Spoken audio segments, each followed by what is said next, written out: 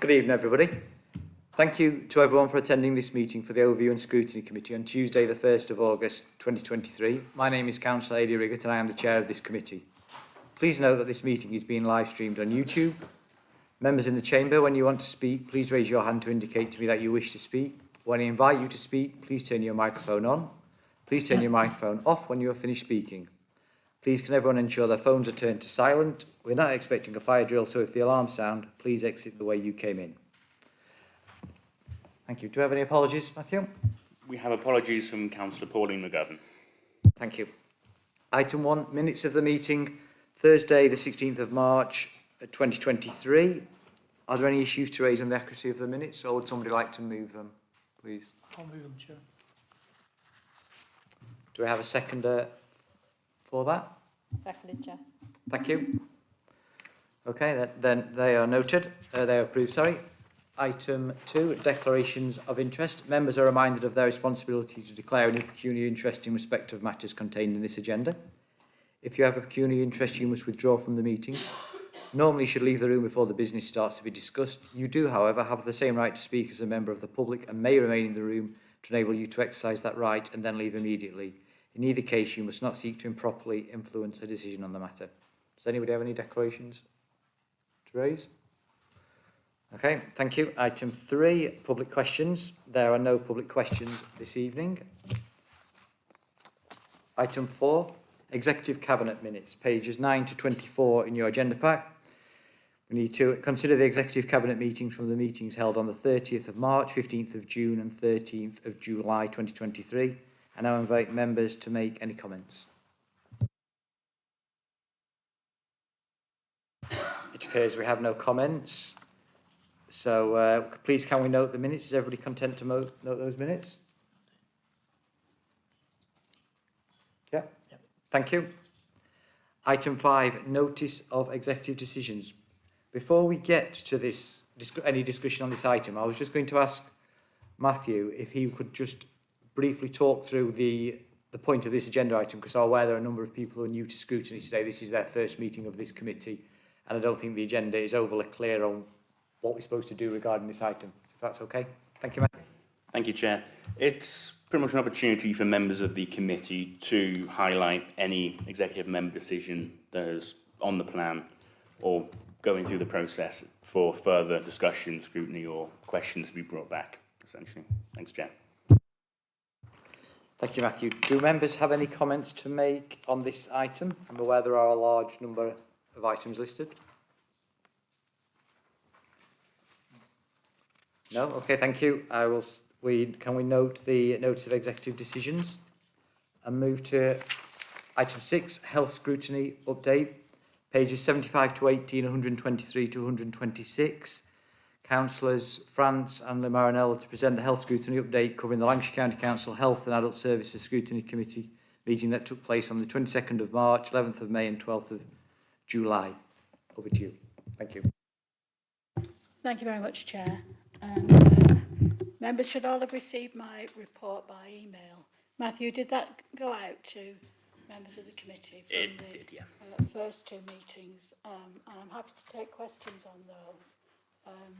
But what I wanted to ask you is, do you want me to report from the most recent meeting I've been to? Because obviously this meeting was postponed, so there's been a further health scrutiny meeting since then. If you'd like me to briefly add my comments on that, or do you want to defer that until the next overview and scrutiny? I'm happy either way. Thank you. I think we'd like to hear that now, if that's available, and then if you're able to provide a supplementary note so it can be circulated later. Thank you. Okay, so the health scrutiny meeting of the 12th of July 2023. The substantive item was an update on the Lancashire South Cumbria New Hospitals Programme, and that was delivered by Jerry Hawker, who is leading the New Hospitals Programme. And he reported that the government has announced £20 billion in the budget for, this is for the 40 hospitals, not all of which are going to be new builds. Some are changes and improvements to existing hospitals. So we know that in Lancashire and South Cumbria there are going to be 2 new hospitals on 2 new sites, both Royal Preston Hospital and the Royal Lancaster Hospital. But unfortunately, there's been a pushback to this with the start date, so it's not going to be anything happening until at least 2030. The reason being that there's been some catastrophic hospital problems to do with it's a new means of construction. I think it's called aerated concrete. There were about 4 or 5 hospitals built of this new material, which have basically failed, and they're propped up with iron props to keep them upright. So they've had to take precedence over the rest. So we're not looking at anything up to a start date of at least 2030. So the completion date is not going to be until 2035 or beyond. So that's a considerable amount of time, really. And unfortunately, I can state with certainty that Royal Preston Hospital, the cost of maintaining the estate is considerable because the buildings are starting to crumble. And so pushing back another 5 years or so makes a much more pressure on the budget, which is already very tightly stretched, as you can imagine. So I did ask the question whether there was any chance of some compensation for the fact that these ageing buildings were going to have to be maintained for an extra 5 years, you know, at the expense of basically what's coming out of the healthcare budget. There's no additional funding for this. But Jerry Hawker said that was a question he was going to ask himself of the Minister later on, so we'll watch this space with that one.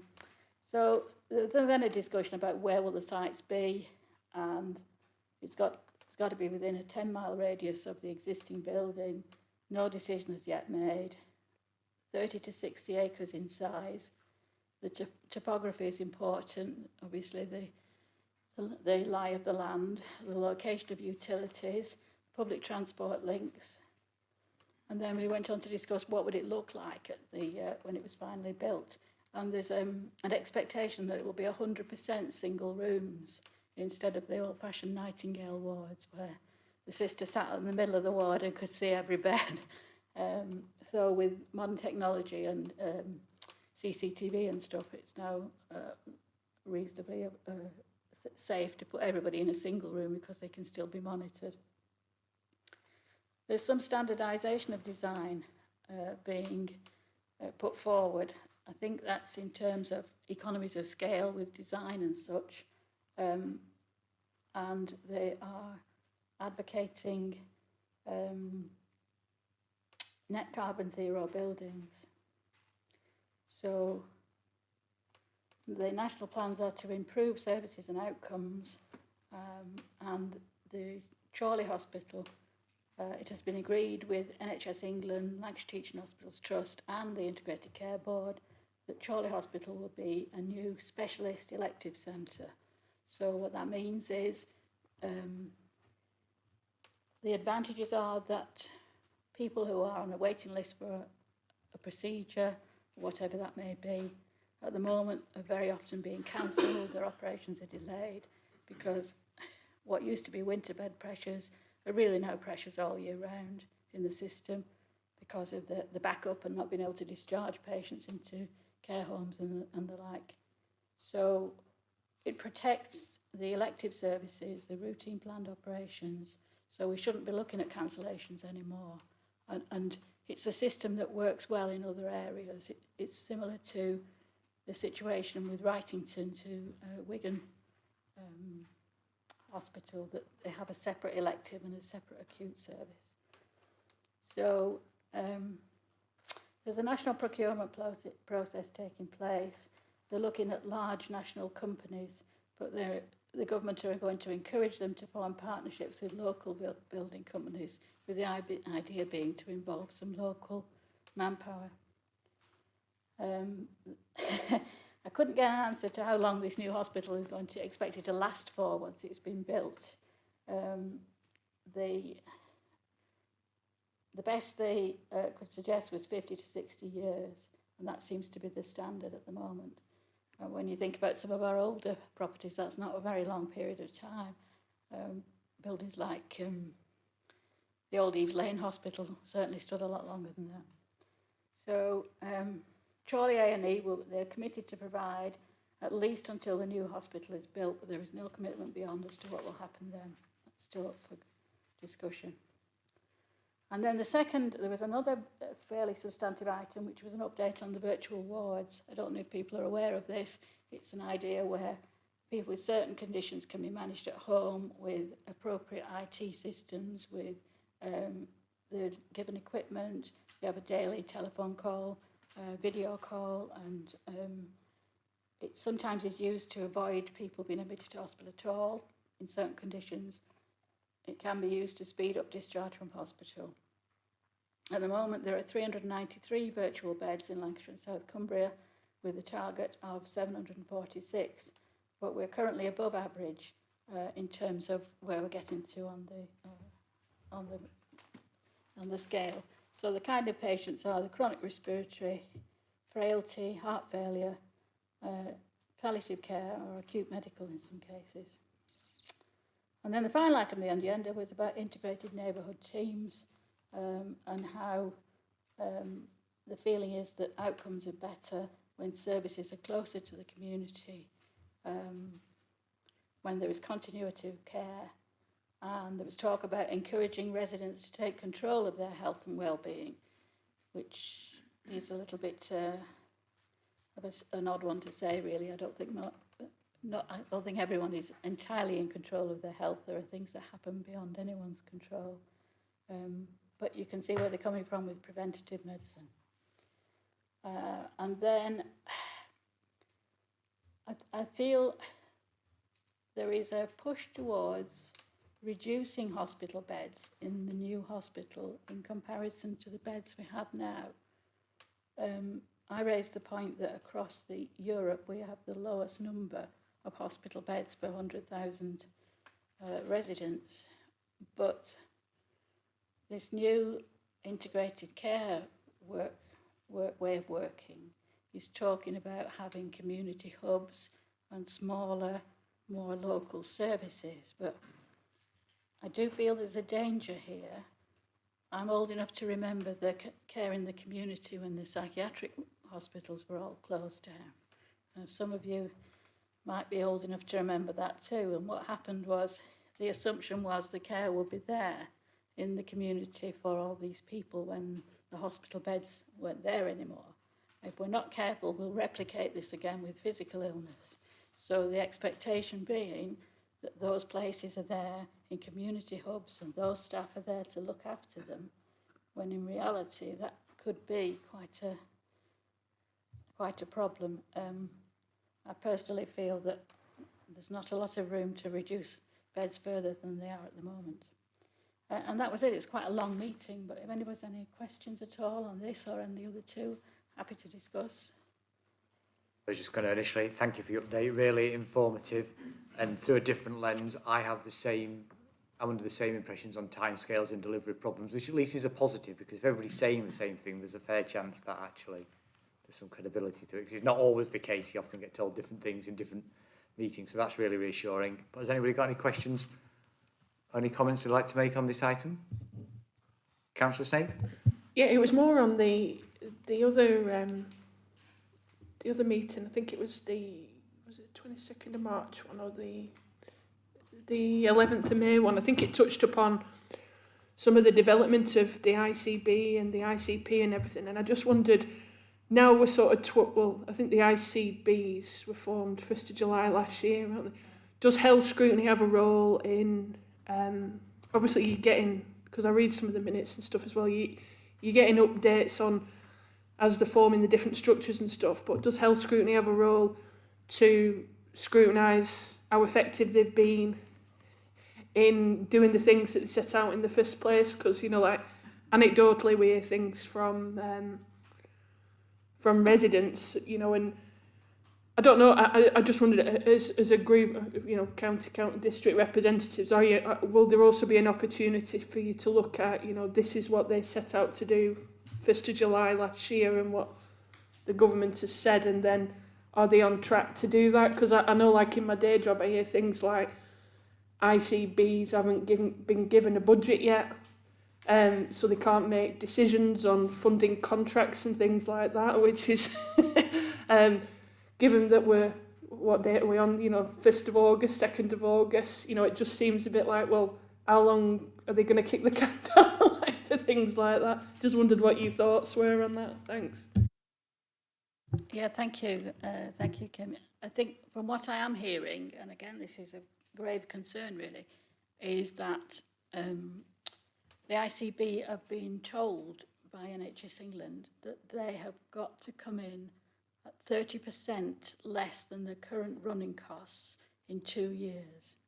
Now that, to my mind, is impossible, given the fact that the demands on the hospital service are ever increasing, and as I said, the ageing buildings that are crumbling that need a lot of maintenance. So we also know from comments made by the Lancashire South and Cumbria, Louise, what's the second name? Louise Taylor, that the Lancashire County Council are hoping that the NHS will devolve some of the care budget to LCC, which I can see would be a good thing, but my fear is that it's a poison chalice, that they'll devolve the responsibility, but with 70% of the money to do it with. Do you see where I'm coming from? Because they've got to stay within that budget. So if that's what's going to happen, it really is a poison chalice. And the danger will be, it will be local government that will be to blame and not, yeah? I agree. I assure you there are many eyes looking at that problem and have very, very similar concerns about that problem, that being the case, very much so. Councillor Hayden? In that paper that you were just discussing then, you did say that one of the priorities was increasing the workforce, but yet they were also having a mutually agreed release scheme. So it didn't seem to... Is that because they've got the wrong calibre of staff in post and they want to change the grades, or is it just a cost-cutting exercise and they're just sticking a finger in the air? Good question.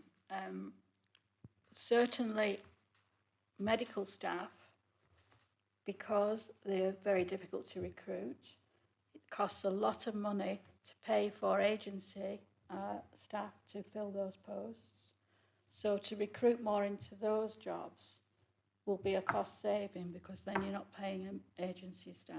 Although to give them the credit at Lancashire and South Cumbria, certainly Lancashire Teaching Hospitals Trust have like their own staffing bank, if you will, for both doctors and for nurses, so that staff can take extra hours. They get first choice to take extra shifts if they choose to, before it's put out to agency, which obviously works well for all concerned. It reduces costs.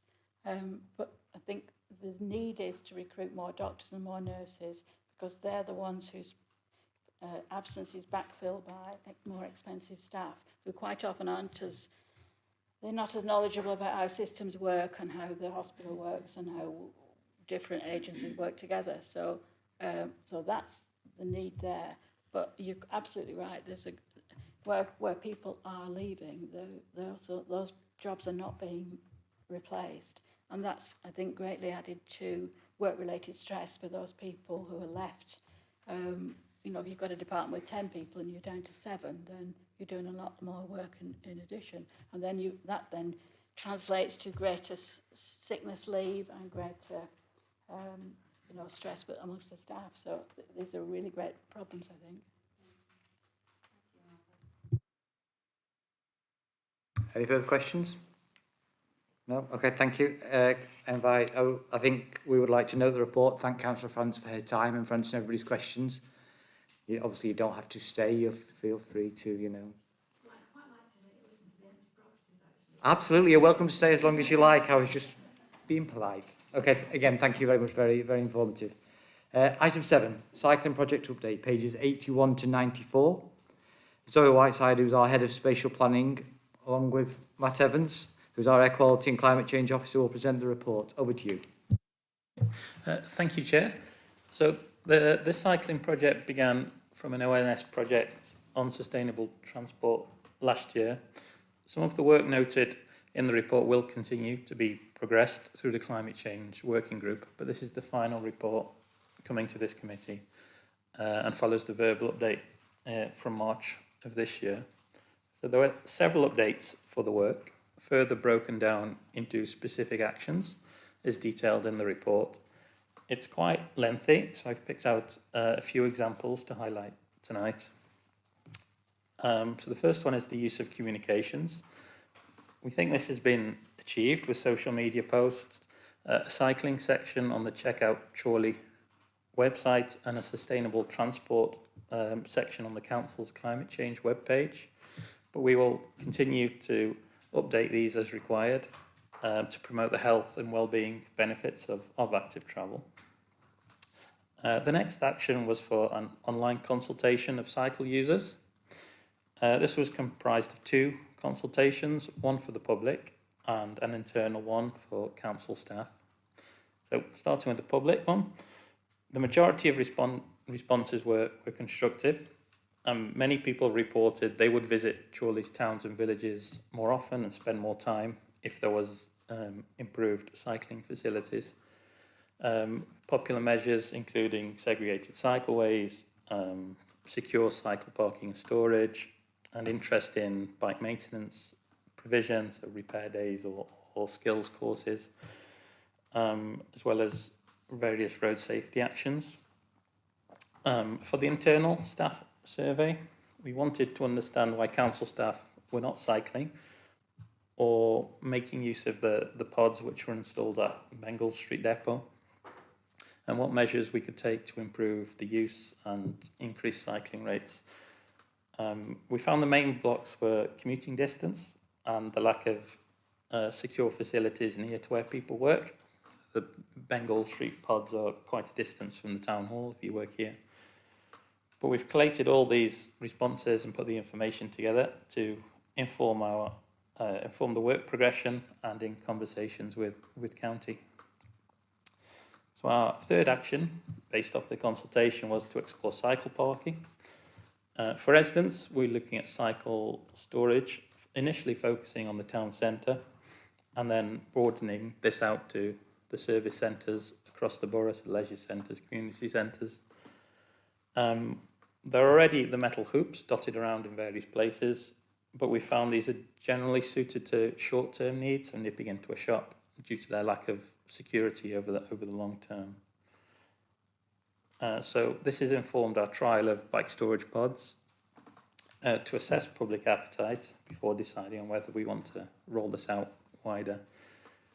We initially favoured a location on Portland Street car park, as it could appeal to railway commuters as well as town centre visitors and workers.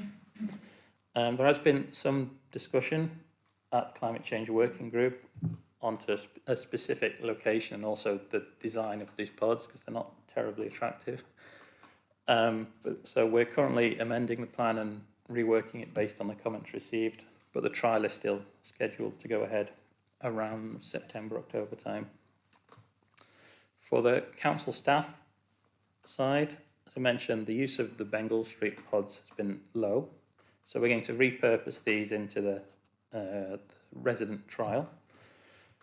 And we're looking at the potential for introducing storage facilities in the town hall basement as part of the accommodation project, with changing facilities mixed in with that.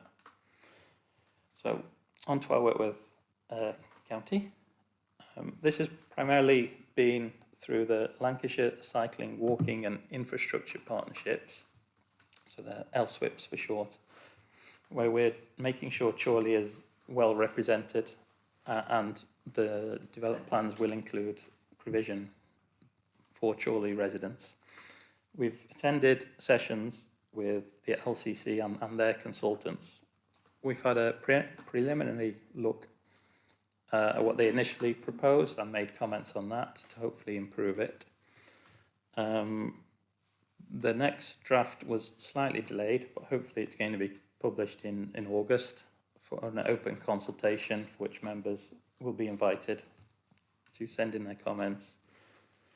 Following that, the engagement process will close at the end of September, with the next set of plans ready around November, December, from which county will prioritise schemes and hold briefing sessions with their interested parties, councillors, officers, planning, for which we will continue to feed into. The next action was to engage partners and look at opportunities for Chorley infrastructure. This is ongoing for us to develop a local proposal for members, which we'll take through the climate change working group to consider which measures are appropriate and which we can put into place, taking into account residents and members' feedback. It will utilise the results from the storage trial at Portland Street or wherever the location is decided to decide whether the sort of higher cost projects are worth taking forward if there is a genuine appetite from residents. But some example ideas are we're exploring links with the South Ribble Council Active Travel team, who have provided cycle maintenance workshops throughout South Ribble, which have been popular with residents, which we could potentially replicate in Chorley. Or looking at combining e-bike charging points with our electric vehicle charging rollout, as well as running courses that are getting locations for courses that LCC run in Chorley. There is a slight typo on 1.73. It should refer to bikeability courses, but I'm sure they're quite likeable as well. And then for our local plan work, cycling is going to be incorporated as long as active travel as a whole into the local plan preferred options, which I think Zoe can fill out a bit more on that if needed. But yeah, they will be incorporated and developed in the Part 2 preferred options, which are coming later in the year. So that was a very brief overview of a long report, but I hope it was acceptable. Sorry, thank you. Is there anything you'd like to add, Zoe? Or leave it at that point? Nothing really, just to say that in terms of the local plan, obviously active travel will need to be embedded in those policies. We're still sort of working through what that actually looks like in terms of the ask to a developer. We are going to be working closely with the county's active travel team just to see what how that translates into policy, because it's okay there being a policy to promote active travel, but what does that actually mean in terms of a planning application and what happens on the ground, which is what's important really. So we're still working through that, but it will definitely need to be right up there, because obviously the only way we're going to change behaviour is through using the local plan, changing the way that developments are sort of designed and delivered, so to encourage more cycle use so that people feel safer on a bike or wheeling or walking as opposed to using the car. Thank you. Would anybody like to make any comments? Councillor Hayden. Yes, thank you. Yeah, when I was reading your report, I read paragraph 15, which is just under the table that you were talking about. And I'm a newly appointed councillor, so I am trying to get to grips with everything that's going on. So forgive me if I'm asking my grandmother to suck eggs or whatever. But I checked the Check Out Chorley website and went on the cycling element of it. And there's lots of information about Chorley, about Rivington, about all the villages that side of the borough. But on our side of the borough, I represent Charnock, Richard, Eccleston, Heskin, along with Argent. There's not a mention of cycling anywhere in our area. Now, cycling is very, very important in Eccleston because it's never free of cyclists, teams, single cyclists. And I think there needs to be a bit more mention about Eccleston and that side of the borough. You mentioned towns, you know, about feeding into Bolton and Wigan and, again, Preston, but Southport is another major route for cyclists around our area. Now, this might not be the place to discuss this, but I would like you to include more information on the website and also on the urban map. There are a lot more places that you could put on that map for us for visitors, cyclists to visit in the borough, such as Heskin Hall, which is a massive place with cafes, etc. That would be a place of interest. There would also be the Yarrow Valley Country Park, Although you mentioned Kewarden Valley, there's nothing about the Yarrow Valley Country Park. So there's quite a lot of information, I think, which needs to represent our area of the borough. And so if we can sort of talk outside this meeting, because I don't want to take up all everybody's time with that, because it is really related to our geographical location, if that's okay. Yeah, that's absolutely fine. We can absolutely do that. I mean, I live in Croston, I'm a cyclist, so I absolutely understand exactly what you're saying. I think We had the Western Parishes meeting the other night, and that was about the new cycle path which we're trying to get introduced on across the moss and stuff. So there's quite a bit going on. Yeah. So I think it needs to be visible as well on the website. Yeah, I mean, the issue of cycle paths per se is tricky in the sense that obviously they have to call it a cycle path, they have to be a certain standard, to Sustering standard, and that is a challenge for us. But notwithstanding that, we can certainly look at adding more information on there. There's a lot of active cycle clubs in Chorley, and particularly Croston. You know, that's a really big cycling club. Chorley Cycling also. So we can look to expand it. I suppose it's just one of those, isn't it? It can be as long or as short as you want. But as members, if you tell us you want more information on there, you think that'd be beneficial, we can certainly I think work it, with because comms. in turn it's supposed to be kind of like beneficial to local businesses as well. So we know where there's lots of stopping points that cyclists use, so we could update. Yeah, because they are particularly cycle friendly, like your Twin Lakes at Croston, for example, has cycle parking. Not a lot of cafes will appreciate bikes being leaned up against the window, but many do. So we can certainly take that as an action. Okay, thank you, Chair. Thank you.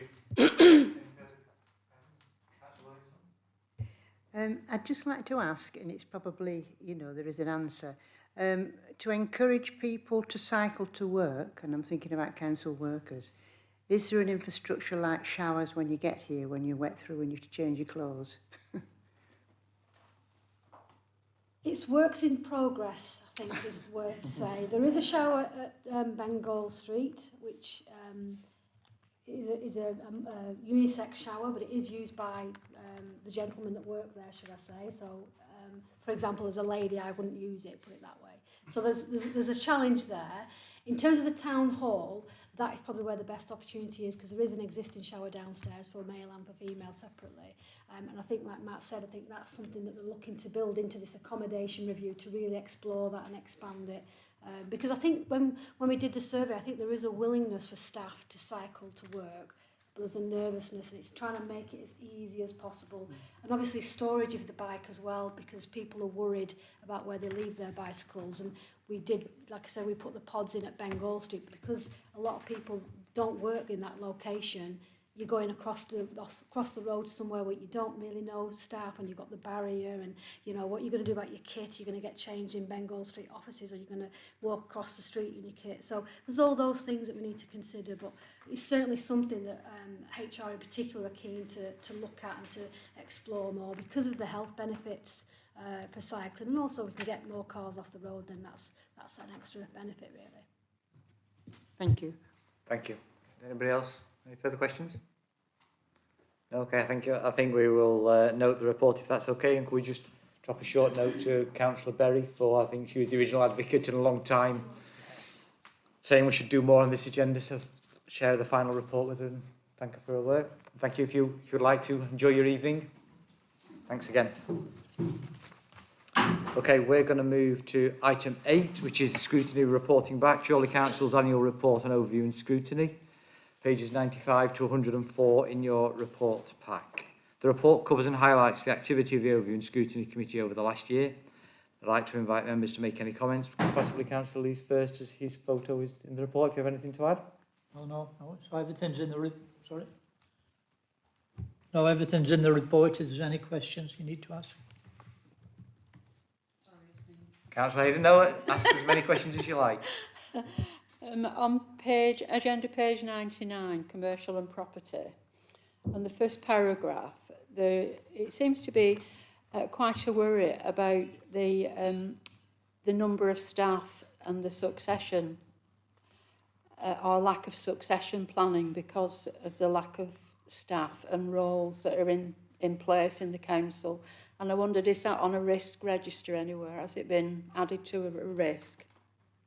It says it's noted there was a concern that the council could face succession issues with the large number of staff at the start or the end of their careers.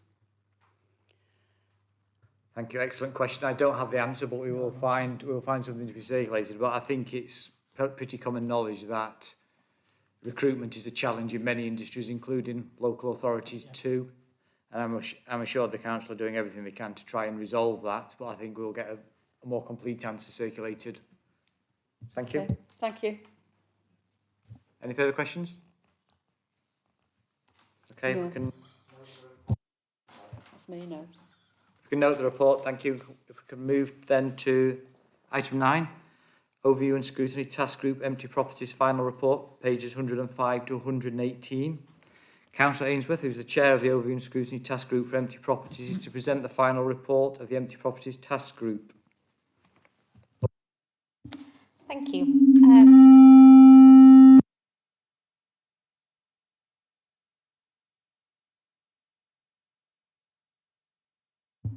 That better? Yeah. Okay, so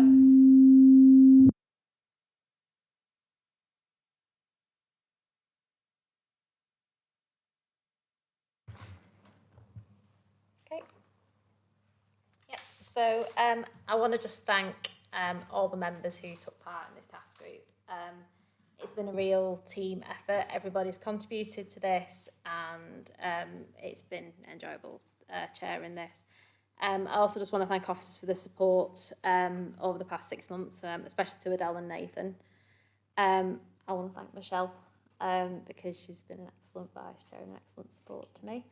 And I also just want to thank Matthew too, because he's been fantastic, and we've produced a really decent report. So thank you so much for all your support over the past 6 months. So just to give you all a bit of background to it, the task group was set up with the aim to develop and grow an understanding of residential long-term rental properties in the borough. Following the first meeting, we held a World Cafe event, which was set up for members to meet with officers within enforcement, revenue and customer service, public protection, legal and housing to discuss their areas' involvement in long-term rental properties. We also held a meeting with Councillor Morwood and Councillor Howarth, who are both exec members, to discuss long-term rental properties in the borough, and members had the opportunity to put their questions to them. In addition, the task group requested at the first meeting that a request be made to all other borough councils in Lancashire for the definition of long-term rental properties and the figures for borough councils. 4 of these responded, and a result of the findings can be found on agenda page 113 to 114. I'm not going to go through all the recommendations because you'll have all had a chance to read the report. I want to just take you through one or two recommendations. The first one, the subject of empty property should be reviewed within the structure of the council to assess which director would be most appropriate. From what come clear to members and myself in the World Cafe is empty properties fits into all sorts of different directorships. It fits into the majority of them, and I think we need to just point out and just make it clear. We need to find out which directorate it fits in and which directorate would be most appropriate. Following that, just on the second one, the job description of an existing officer should be amended or redefined to include empty properties. So it comes back to where does it fit? Does it need to go into a certain officer's directorate, or there's another alternative?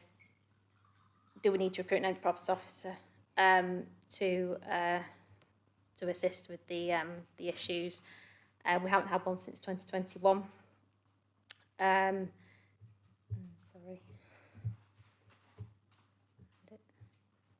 Yeah, we haven't had anybody in post since 2021, so this would be possibly worth looking into adding that role, and possibly with the benefit of shared services now, the job role being split with South Ribble Council.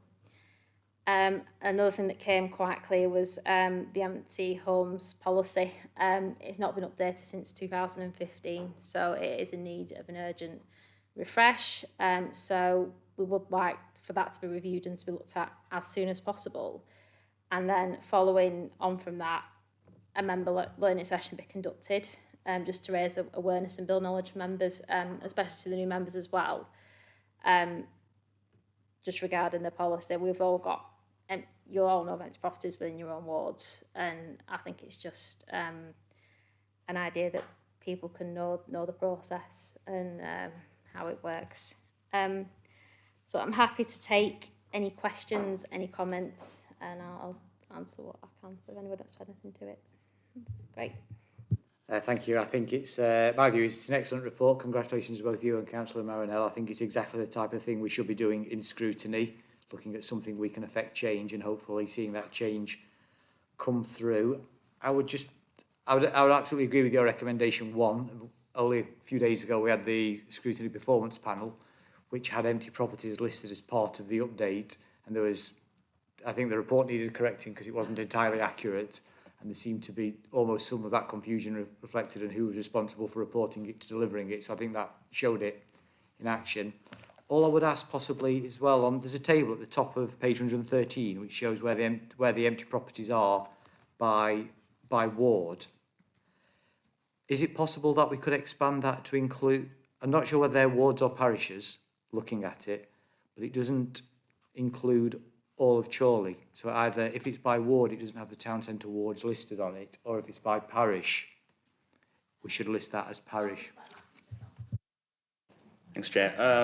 The data comes from council tax, and that's how it is arranged. But I do believe they can identify it through wards, but it is a significant more amount of work than initially with parishes. So that's the information we had. But I do believe one of the recommendations is to expand it into the ward data as well. I understand that. Well, obviously, we don't want to seek more work than is needed, but from my view, looking at it, it says we've got about 150 circa empty properties, but that table doesn't total that. So there's either a lot somewhere else that aren't being reported, and there surely must be empty properties in the town centre. So just, Councillor Snape, possibly? I think it says, because me and Margaret were discussing this before, it's in the table, it's the ones that are subject to a long-term empty, council tax long-term empty premium. And I know separately, like, I don't know if I'm jumping the gun here or not, but I know, like, Margaret's raised some issues about that doesn't give a true reflection of the picture across the borough. I mean, I know, I don't want to get into specific issues, but there are a number of long-term derelict empty properties in the Withnell parish that aren't subject to that council tax long-term empty properties premium. That's, I think it's listed under recommendation 5.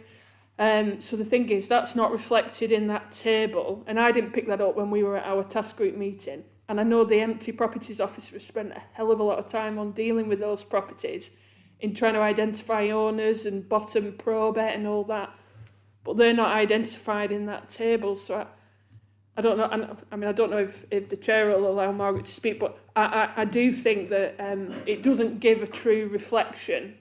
Having thought about it over the last couple of weeks, I don't think it gives a true reflection as to, like you say, even numerically.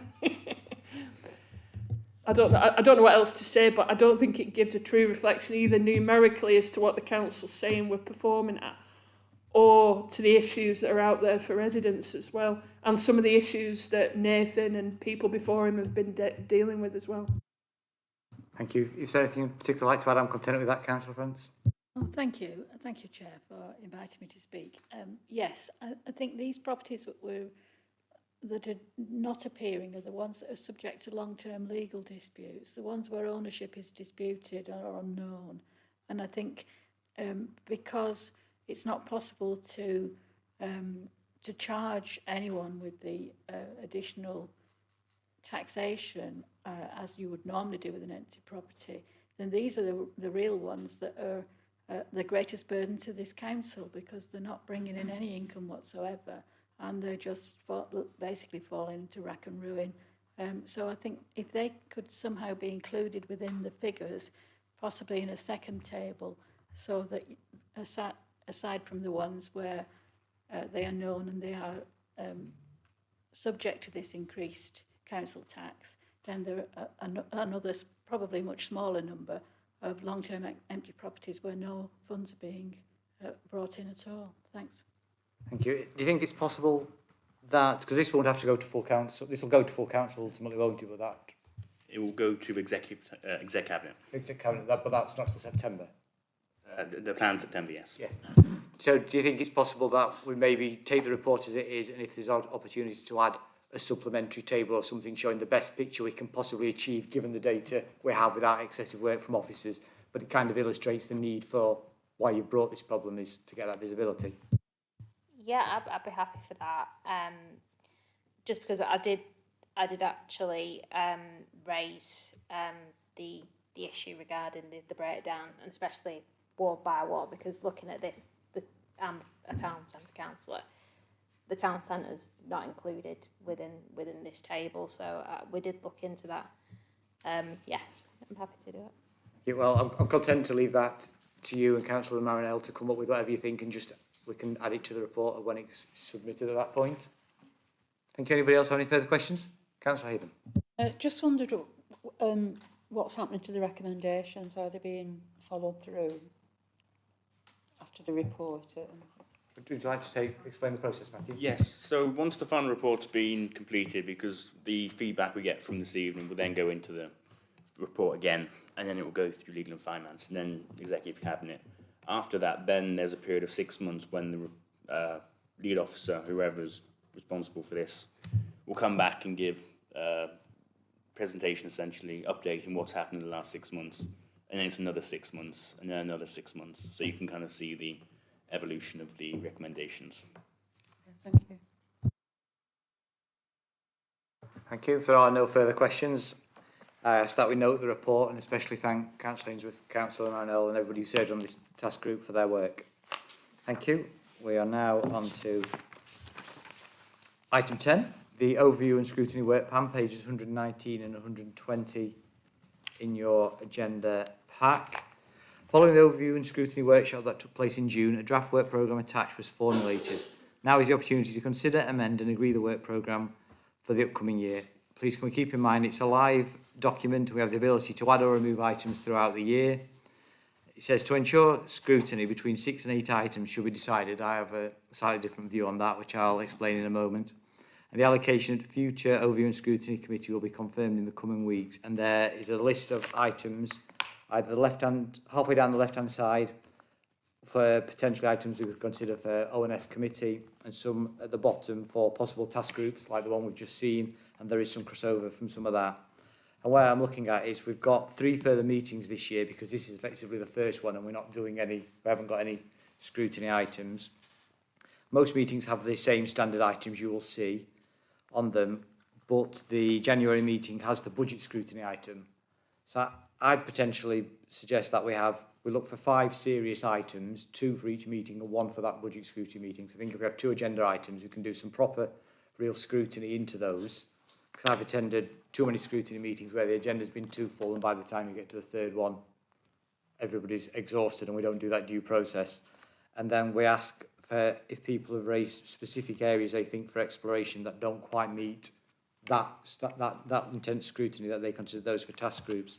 So the ones that I thought met that high level, serious consideration was antisocial behaviour in the town centre. I think a number of people raised that at the planning meeting, and that is something that comes up in a number of forums, I think.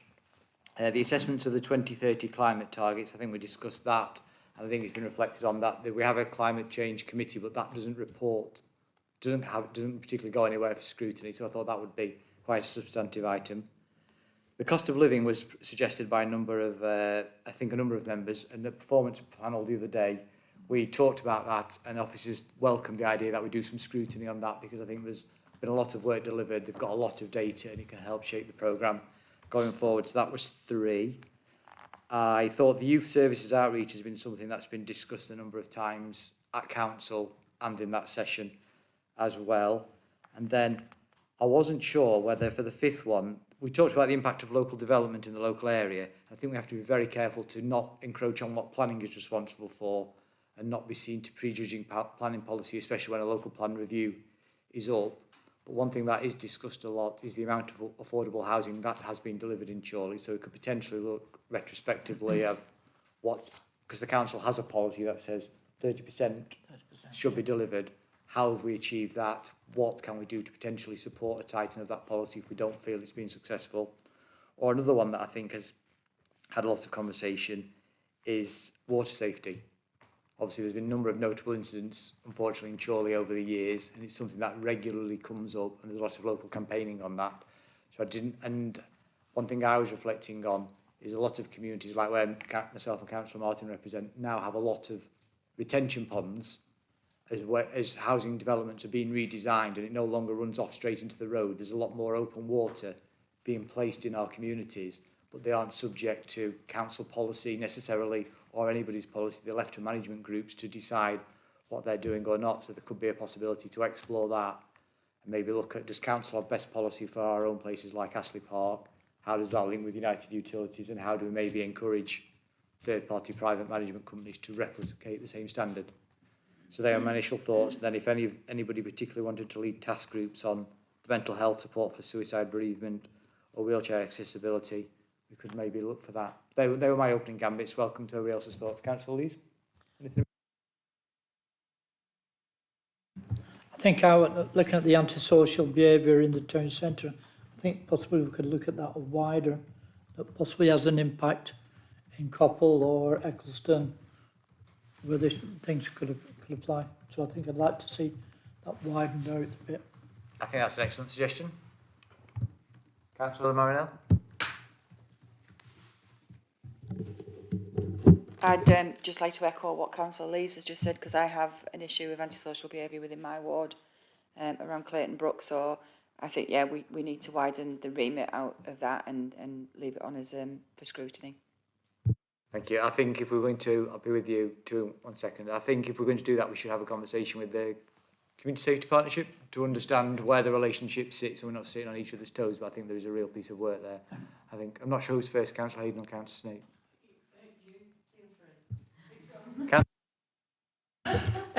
Yeah, I'd like to see as well as what you just said, but the water safety, as well as some of the issues that you touched upon. I know Becky Ramsey, I know she's one of your residents. I know myself and Councillor Berry met her a few months ago, and I know she's got a number of insights that she'd like to, I'm sure she'd love to come to a scrutiny committee about things that she thinks the council could be doing or lobbying for and things like that. And so I'm sure she'd love that if she was invited along as well. Thanks. I absolutely echo that. She spoke at the Scout group one of our kids goes to. I think she spoke at a lot of groups. I think anybody who would say they've ever experienced that or spoke to somebody who's experienced that, it's a really powerful tale that I think we could share and amplify and prevent any further incidents.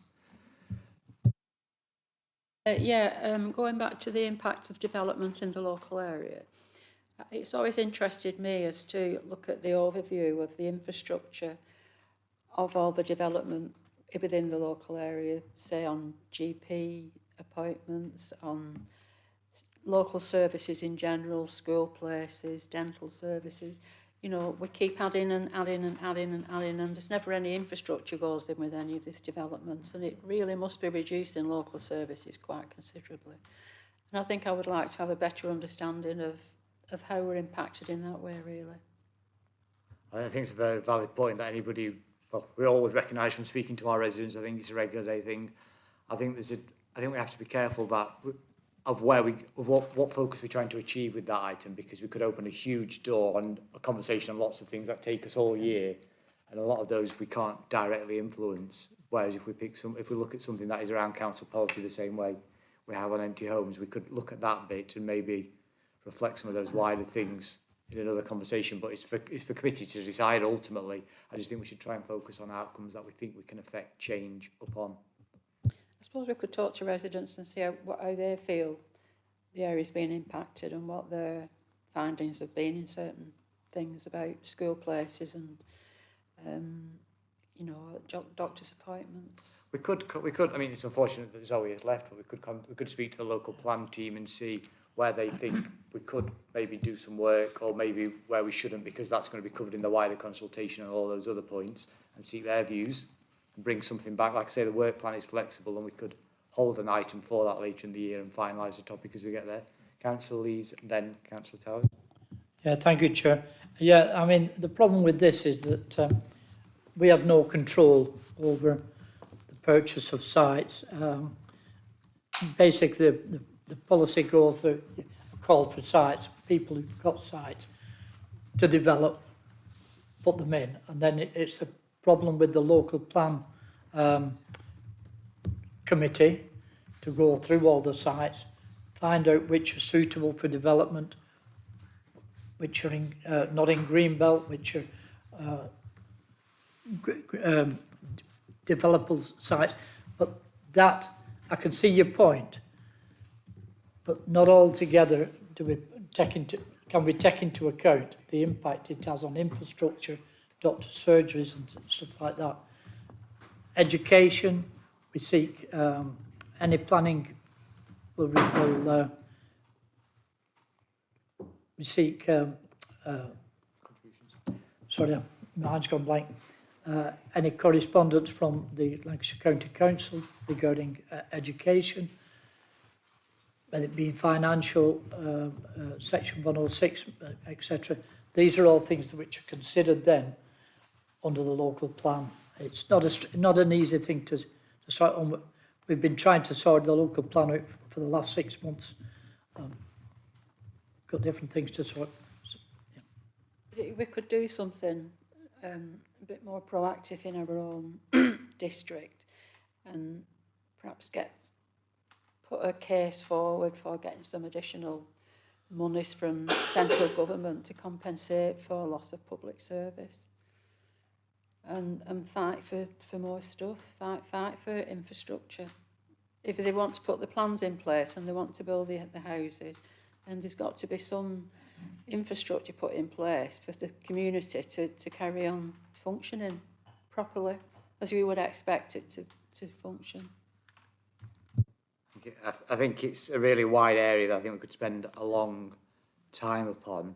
I think we could either do quite a wide but not very deep review of the planning applications that have been approved for a certain period and what the council's managed to secure in contributions, what that has been spent upon, or we could maybe look to focus it on a specific area where we might be able to affect policy change, like affordable housing or something that the council has responsibility and can change something to do, and we could try and do something for that. But I think we need to be really clear about what we'd like to achieve out of this item that we can do in the space of an officer report with a 40-minute scrutiny session.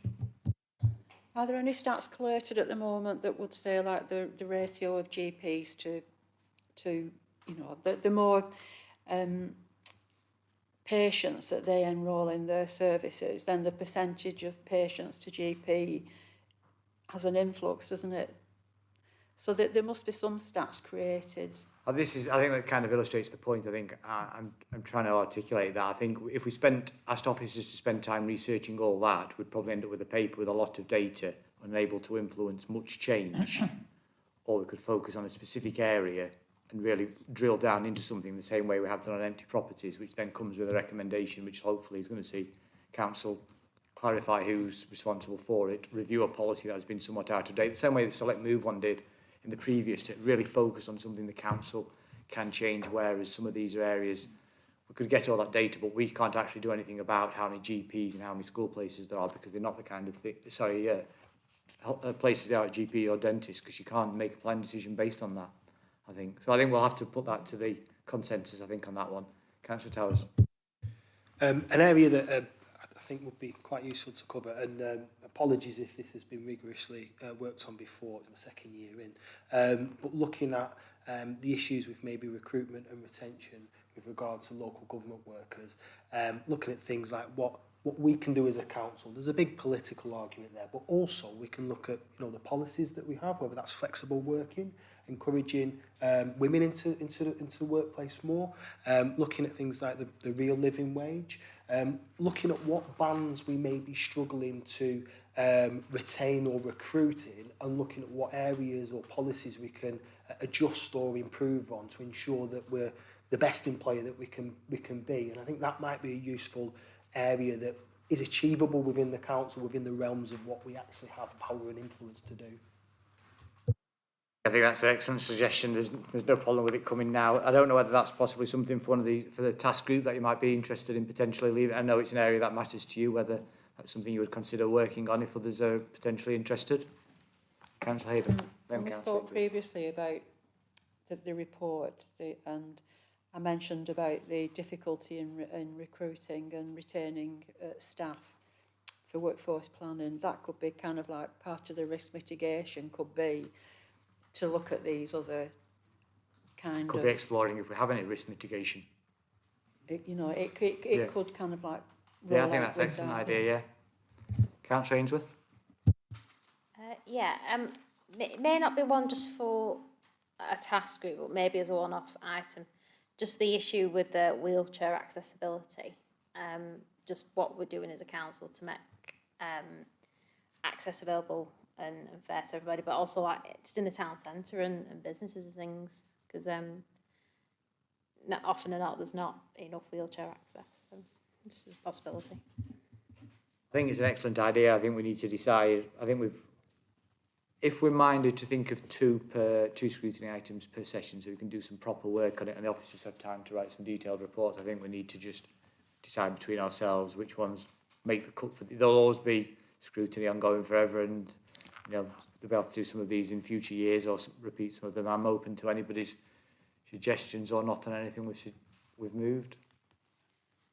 Thinking perhaps if it was something that fed into the council's priorities, the list of priorities, and something that would feed into that. Councillor Williamson?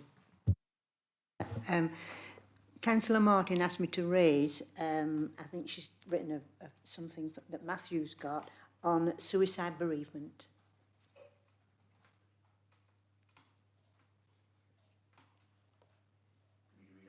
Absolutely, Chair. Sorry.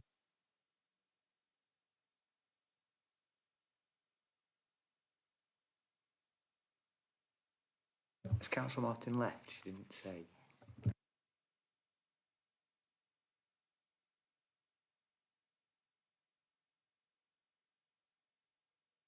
Comments. Well, Matthew battles with his technology.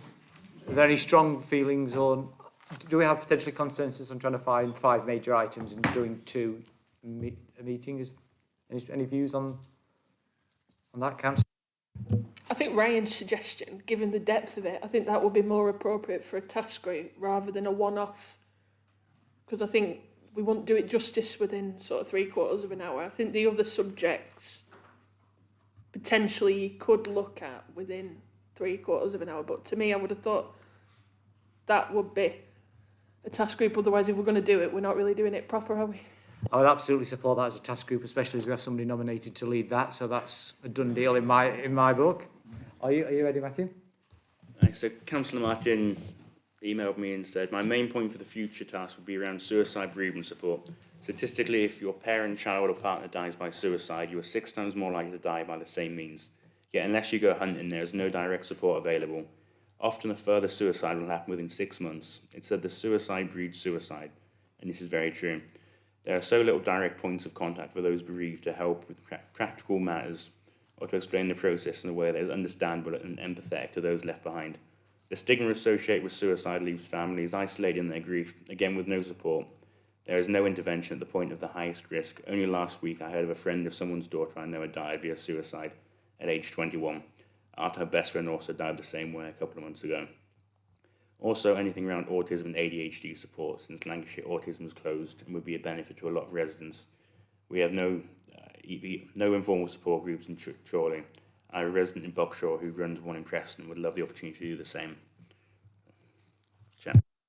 Thank you. I think we should note the seriousness of Councillor Martin's comments. We could leave an open opportunity if she wants to chair a task group on this matter, because it's clearly something that matters to her and she's informed, and we can leave that with her to come forward.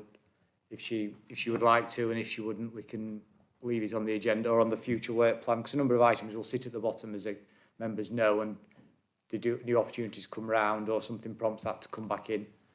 I don't know what people's thoughts are, Councillor Marinell.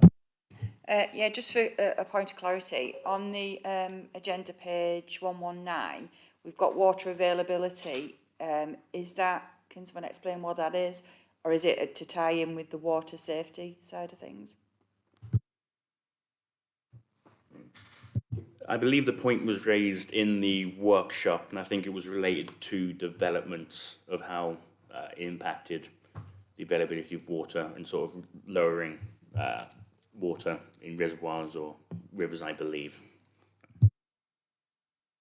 Thank you. I think we can leave it at the bottom of the notes with my recommendation that for a bit in case it raises its head for a few months, but I don't think it meets the threshold for any scrutiny. We could not aware of any problem we're trying to solve or any immediate issue on that.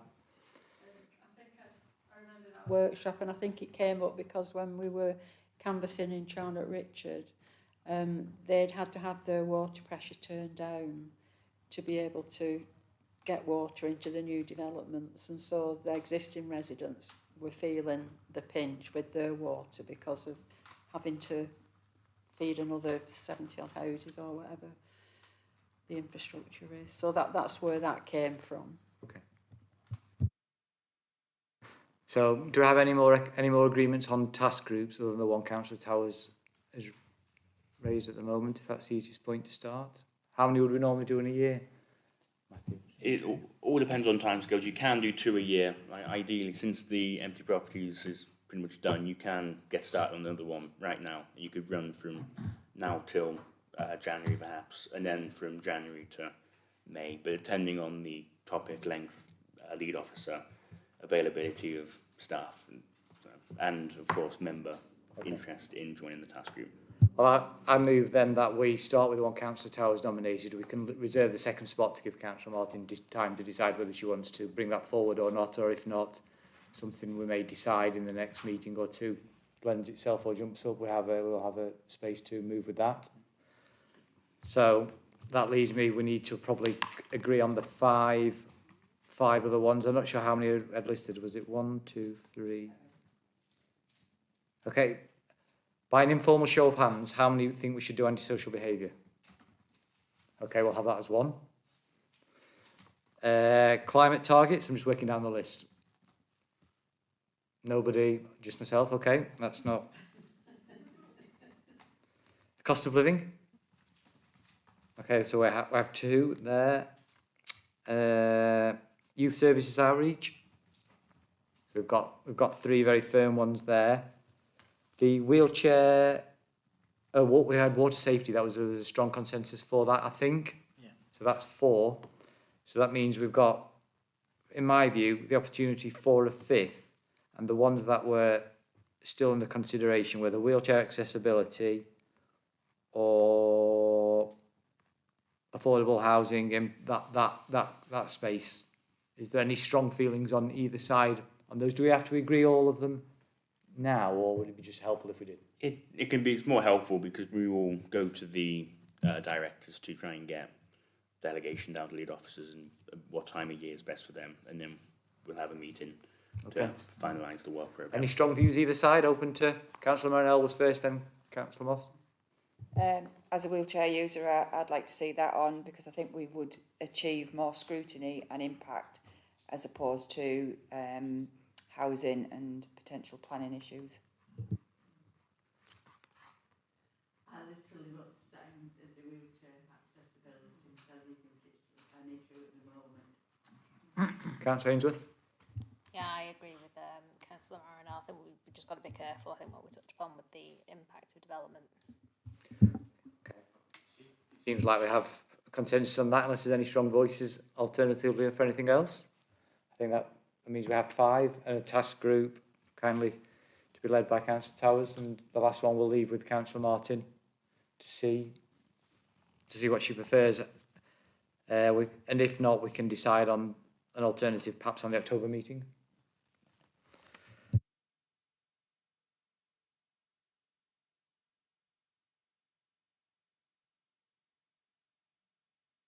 Agreed with the chair. I have no urgent items. I now declare the meeting closed. Thank you for your attendance. And I would also like to thank Matthew, who this is his last meeting in that role, keeping whoever's chairing this up to scratch. So I think we should thank him for his work, and he's moving on to other responsibilities. He's not leaving. No.